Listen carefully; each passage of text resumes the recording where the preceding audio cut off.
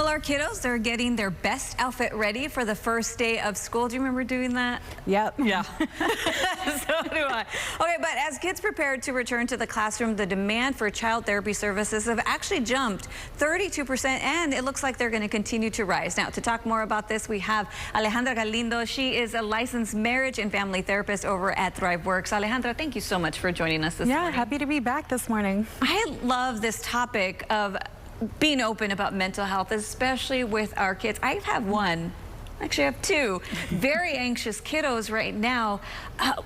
Why do you think kids are very nervous as they head back to school? What's the big thing parents should be kind of talking to them about around the dinner table? So from what I've noticed with my kiddos that I work with, a lot of it is anxiety around changing routine, going to the new school year, higher expectations, right? Each year the material gets harder.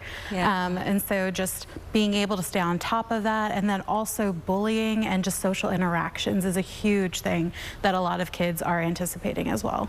Yeah, I've got one kiddo who's just like, I don't have any friends. All my friends moved away. They're very nervous about seeing some of the kids from last year.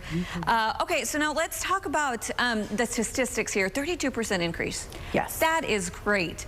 Why do you think more kids are in therapy nowadays?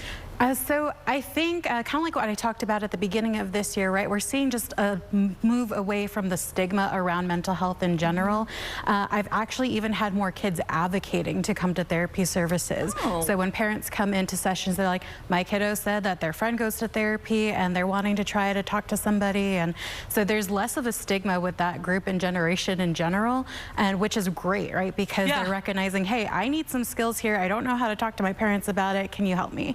That's peer pressure I can get behind. Yes. Right there. The good kind. Yeah, exactly. Okay, so what are some of the tools parents and maybe even some teachers that may be watching, what are some of the tools that they can implement to help our kids get a little smoother transition into the new school year? Sure. So when we're talking about anxiety with testing or material or just the difficulty levels, be aware of what your child's strengths and weakness areas are, and help them navigate through the weaker ones to build confidence, right? Taking away the pressure of being like super strict about it with grades. And then with bullying, teaching kids to support each other when they see bullying happening, and teaching them just to be kinder to one another to help lower that anxiety. Everything you said is like amen. I really appreciate it. There's so much more to talk about on this topic, and I'm sure there's a lot of parents out there that maybe are looking for a resource. How can they get a hold of you? So for me, you can go to thriveworks.com. You can schedule appointments. Definitely book as far ahead for the school year as you can, because evening appointments for kiddos get taken up very quickly.